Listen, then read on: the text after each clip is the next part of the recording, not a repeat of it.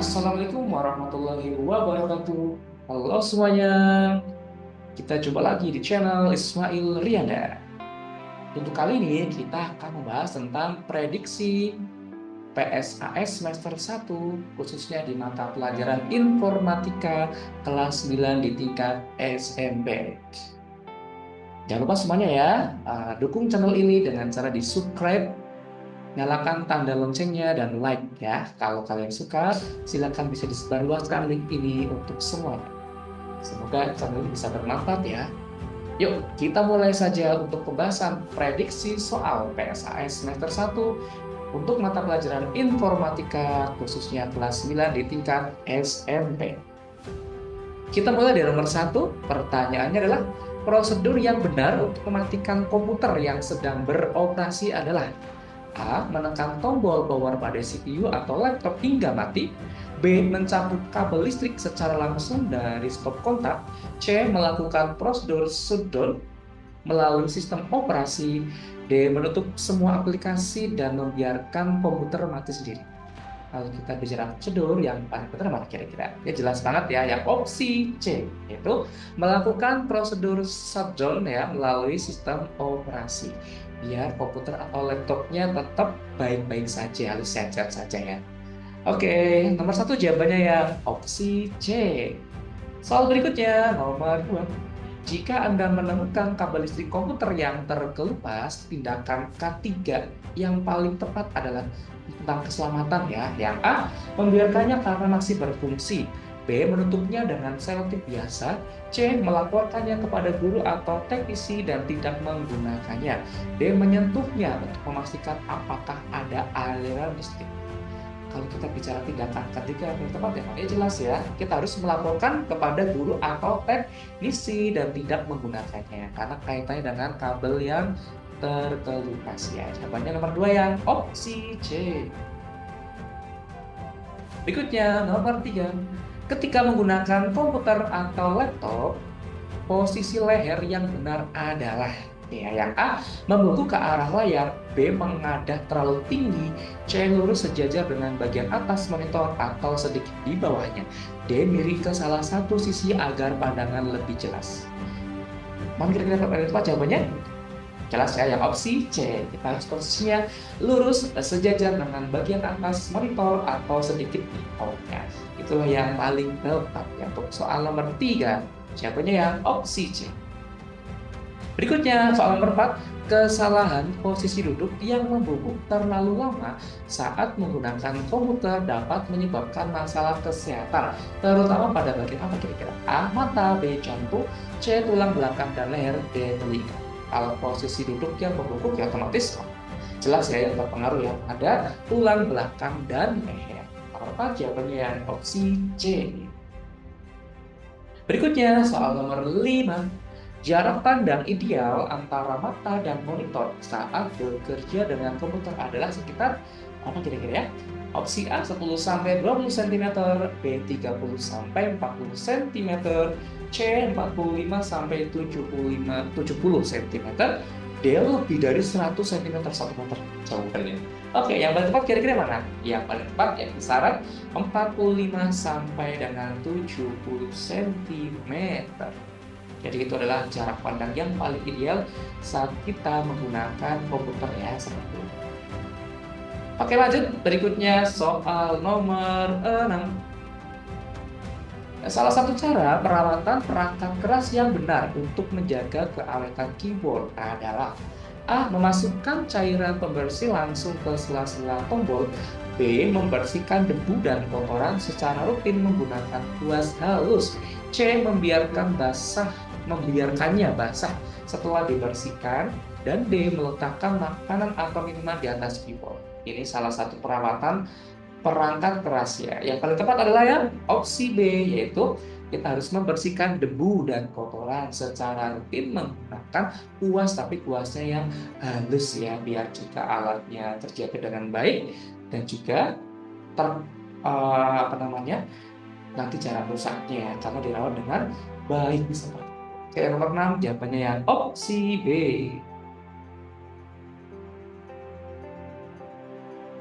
Berikutnya nomor 7. Mengapa disarankan untuk membersihkan debu pada kipas atau fan pendingin CPU secara berkala? A. Agar komputer terlihat lebih indah. B. Untuk mencegah overheating atau panas berlebih. C. Agar suara kipas menjadi lebih keras. D. Agar keyboard berfungsi lebih baik. Apa kok kita disarankan ya membersihkan debu pada kipas? Ya mungkin tepat kira-kira kenapa ya? Karena untuk mencegah ya overheating itu adalah panas dan berlebih. Jadi kita harus mencegah itu ya. Makanya ya disarankan harus membersihkan debu pada kipas. Oke, nomor 7 jawabannya yang opsi B. Berikutnya nomor 8. Manakah yang merupakan dampak positif utama dari internet dalam konteks pendidikan? A. Mempercepat penyebaran game daring. B. Memudahkan akses ke sumber belajar, video tutorial, dan jurnal ilmiah global. C. Meningkatkan waktu luang yang dihabiskan untuk media sosial. D. Memudahkan pengiriman surat konvensional. Oke, kira-kira mana jawabannya ya? Yang paling tepat adalah yang opsi B, yaitu memudahkan akses ke sumber belajar, video tutorial, dan jurnal ilmiah global. Itulah dampak positif ya dalam kita menggunakan konsep internet dalam bidang pendidikan. Nomor 8, jawabannya yang opsi B. Berikutnya nomor 9, kemampuan untuk bekerja sama dengan orang lain dari berbagai lokasi geografis melalui platform daring seperti Google Dokumen, Zoom, atau Cloud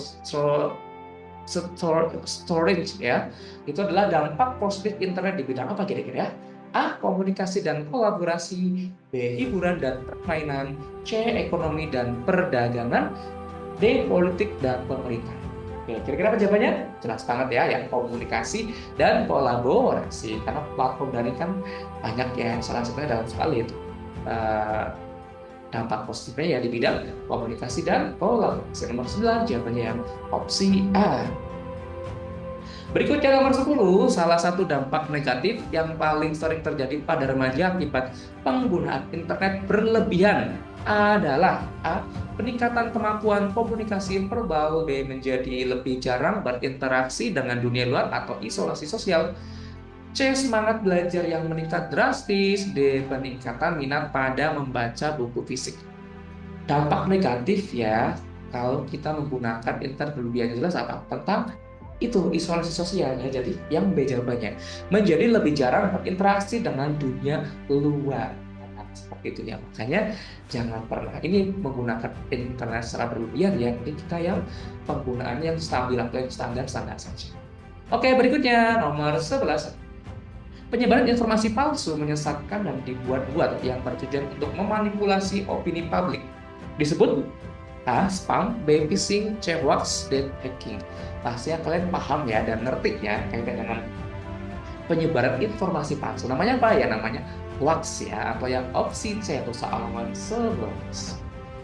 Berikutnya nomor 12, sifat informasi di internet yang dapat dengan cepat menyebar ke jutaan orang dalam hitungan detik, menuntut pengguna untuk memiliki kemampuan A. Typing cepat. B. Berpikir kritis dan verifikasi sumber informasi. C. Menggunakan media sosial sebanyak-banyaknya. D. Membeli perangkat keras baru. Kira-kira jawabannya? Karena kita ini kaitannya dengan informasi yang sangat cepat ya menyebar ke jutaan orang. Berarti otomatis ya kita harus B ya, berpikir kritis dan verifikasi sumber informasi valid atau enggak, benar atau enggak, hoax atau bukan. Seperti itu ya. Jadi nomor 12 jawabannya yang opsi B. Berikutnya nomor 13, Anda menerima sebuah email yang mengaku dari bank Anda dan meminta Anda memasukkan username serta password Anda melalui tautan yang dilampirkan dengan alasan verifikasi data.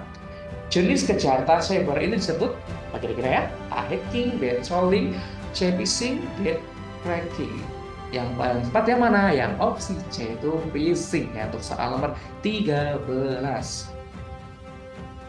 Oke, berikutnya soal nomor 14. Tindakan mencuri data, kartu kredit, informasi transaksi, atau kode keamanan pribadi melalui jaringan internet seringkali dilakukan dengan memasang software mata-mata pada perangkat korban. Disebut apa kira-kira ya? A. Skimming, B. Cyber theft, C. Dodge attack, D. Malware. Yang tepat mana? Dia yang cyber theft ya. Jadi dia di sini mencuri data di kartu kredit. Itu namanya cyber theft. Yang nomor 14, opsi B. Soal berikutnya nomor 15, tindakan mengganggu, melecehkan, atau mempermalukan seseorang menggunakan teknologi digital atau seperti media sosial, game online, atau chatting. Secara berulang disebut apa kira-kira ya?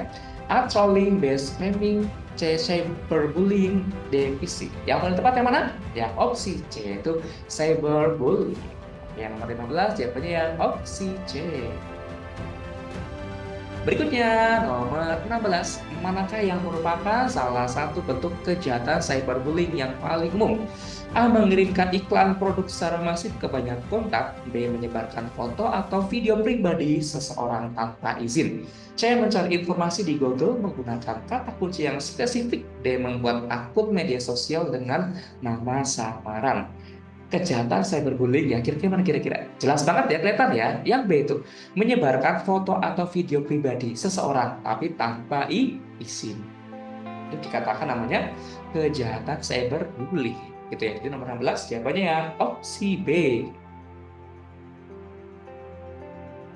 Oke, berikutnya ke soal nomor 17 kaitannya dengan undang-undang di Indonesia yang mengatur tentang informasi, transaksi elektronik, dan sanksi hukum terhadap kejahatan cyber atau termasuk pencemaran nama baik dan cyberbullying adalah A. Undang-Undang Dasar 1945, B. Undang-Undang Informasi dan Transaksi Elektronik Undang-Undang ITE, C. Undang-Undang Hak Cipta, D. Undang-Undang Lalu Lintas. Yang jelas kaitannya dengan cyberbullying apalagi di internet ya. Apa? Yang opsi B ya, tentang Undang-Undang Informasi dan Transaksi Elektronik atau Undang-Undang ITE ya. Nomor 17 ya, opsi B. Oke, berikutnya nomor 18. Mengapa disarankan untuk menggunakan setidaknya satu simbol itu ya? Tanda pentung, tanda pagar, dolar ya, S atau persen. Dan angka dalam pembuatan kata sandi. Kenapa kira-kira ya? Yang A, agar kata sandi lebih mudah diingat. B, agar sistem komputer lebih cepat memproses login. C, agar kata sandi menjadi lebih kompleks dan sulit ditembus. D, agar perangkat lunak dapat diinstal dengan mudah. Kira-kira mana jawabannya? Jelas banget ya. Yang opsi C, agar kata sandi menjadi lebih kompleks dan sulit untuk ditembus. Jelas ya. Kenapa harus ada kode-kode atau simbol yang spesial? Yang nomor 18 jawabannya yang opsi C. Oke, berikutnya kita ke nomor 19. Manfaat utama dari autentikasi. Autentikasi dua faktor atau 2FA ya, 2FA adalah A. Menggantikan peran kata sandi, B. Menjamin keamanan akun meskipun kata sandi Anda telah dicuri, C. Membuat proses login menjadi lebih cepat, D. Mengirimkan semua email Anda ke dua alamat berbeda. Kira-kira mana ya? Yang paling tepat adalah yang opsi B, menjamin keamanan akun meskipun kata sandi Anda telah dicuri. Karena kan ada autentikasi dua faktor yang lebih ketat atau lebih aman ya secara pengunciannya. Oke, nomor 19 jawabannya yang opsi B. Berikutnya nomor 20, skenario manakah yang paling berisiko terhadap keamanan data pribadi? A. Membuat kata sandi panjang dan unik untuk setiap akun dan mengaktifkan 2FA ya, 2FA ya. Yang B. Menggunakan kata sandi yang sama 1, 2, 3, 4, 5, 6 untuk semua akun. C. Menggunakan VPN saat terhubung ke Wi-Fi publik. D. Tidak pernah menyimpan kata sandi di browser. Kira-kira apa ya? Ini skenario manakah yang paling berisiko gitu kan terhadap keamanan data? Mana yang tepat? Ya, opsi B. Menggunakan kata sandi yang sama 1, 2, 3, 4, 5, 6 karena itu saking mudah untuk ditembus ya. Jadi ini kurang tepat, sangat berisiko dengan keamanan data pribadi. Gitu ya. Nomor 20 yang B. Berikutnya nomor 21. Proses pemecahan, memecah masalah yang besar, kompleks dan sulit menjadi bagian-bagian kecil yang lebih mudah dikelola dan diselesaikan secara mandiri. Disebut A. Abstraksi, B. Pengenalan pola, C. Algoritma, D. Dekomposisi. Mana kira-kira? Yang opsi D itu dekomposisi. Oke, ke soal berikutnya nomor 22. Saat seorang siswa mengamati tugas-tugas rumah yang berbeda atau seperti membersihkan kamar, mencuci piring, dan menyiram tanaman, dan menyadari bahwa setiap tugas memerlukan urutan langkah-langkah yang berulang. Siswa tersebut menerapkan prinsip A. Pengenalan pola, B. Abstraksi, C. Algoritma, D. Dekomposisi. Apa kira-kira ya? Yang paling tepat adalah jawabannya ya opsi A, itu tentang pengenalan pola. Katakan mengamati tugas-tugas rumah, jadi itu dikenalkan atau pengenalan pola terlebih dahulu. Dua-dua ya opsi A. Soal berikutnya nomor 23. Seorang programmer sedang membuat aplikasi pemesanan tiket pesawat. Dia memutuskan untuk hanya fokus pada rute, waktu, dan harga, dan mengabaikan detail tentang jenis bahan bakar pesawat atau warna kursi di dalam kabin. Tindakan ini paling sesuai dengan konsep berpikir komputasional, yaitu A. Algoritma, B. Abstraksi, C. Dekomposisi, D. Pengenalan pola. Mana kira-kira ya? Yang paling tepat adalah ya abstraksi. Itulah jawaban untuk soal nomor 23. Berikutnya soal nomor 24. Dalam konteks berpikir komputasional, apa yang dimaksud dengan algoritma? A. Urutan langkah-langkah yang logistik dan terstruktur untuk memecahkan masalah. B. Memecah masalah menjadi bagian-bagian yang lebih kecil. C. Representasi masalah yang mengganggu. D. Kesamaan yang ditemukan antara masalah yang berbeda. Kalau kita bicara berpikir komputasional konteksnya algoritma, ya jelas secara sistematis ya. Atau yang opsi A, itu urutan langkah-langkah yang logistik dan terstruktur untuk memecahkan masalah. Gitu ya. Oke, berikutnya soal terakhir ya di sesi part yang pertama ini ya. Nomor 25. Manakah pernyataan yang paling tepat mendeskripsikan tujuan utama dari berpikir komputasional atau computational thinking? A. Menyusun kode program komputer yang kompleks dan efisien. B. Menghafal semua perintah dan sintaks bahasa pemrograman. C. Mencari solusi tercepat untuk semua masalah dalam kehidupan sehari-hari. D. Mengembangkan kemampuan memecah masalah sehingga solusinya dapat direpresentasikan dalam bentuk yang dapat dilaksanakan oleh komputer atau manusia. Komputasional ya thinking. Apa kira-kira jawabannya? Yang opsi D ya, yaitu mengembangkan kemampuan pemecahan masalah sehingga solusinya dapat direpresentasikan dalam bentuk yang dapat dilaksanakan oleh komputer atau manusia. Nah, itulah ya 25 jenis soal sampel ya di prediksi mata pelajaran informatika kelas 9 untuk SMP. Semoga bermanfaat ya. Kita jumpa lagi di part yang kedua dengan tentunya dengan soal yang jenisnya berbeda. Jangan lupa ya di subscribe channel ini dan dukung selalu channel ini, disebarluaskan linknya agar semakin banyak yang menerima manfaat dari channel ini. Terima kasih semuanya. Kita ketemu lagi di sesi berikutnya. Terima kasih.